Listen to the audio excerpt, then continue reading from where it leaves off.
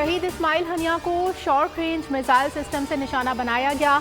हमले के लिए मिसाइल में 4 किलो वॉर हेड इस्तेमाल किया गया। ईरानी पासदारान इनकलाब ने अमरीकी और बरतानवी अखबार की खबरों को गुमराहकुन करार देकर मुस्तरद कर दिया।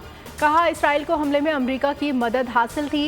इस्माइल हनिया का इंतकाम मुनासिब वक्त, जगह, अपने तरीके से पूरी शिद्दत से लिया जाएगा। ईरान का जवाब शदीद होगा, जो हमेशा याद रखा जाएगा।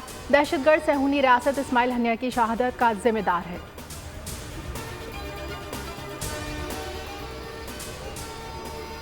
मखसूस नशिस्तों पर तफसीली फैसला 15 दिन गुजरने के बावजूद ना आ सका। ताख़ीर नजरसानी को गैर मौसर कर सकती है। PTI को मखसूस नशिस्तें मिलने के मामले पर जस्टिस अमीनुद्दीन खान और जस्टिस नईम अख्तर अफ़ान ने तफसीली इख्तिलाफी नोट जारी कर दिया। जस्टिस अमीनुद्दीन खान और जस्टिस नईम अफ़ान ने अक्सरियती फैसले से इख्तिलाफ किया। दोनों जजेस का इख्तिलाफी फैसला 29 सफ़ात पर मुश्तमिल है। इख्तिलाफी नोट में कहा गया है, तफसीली फैसले में ताख़ीर के बाइस हम मुख्तसर हुक्मनामे पर ही अपनी फाइंडिंग दे रहे हैं।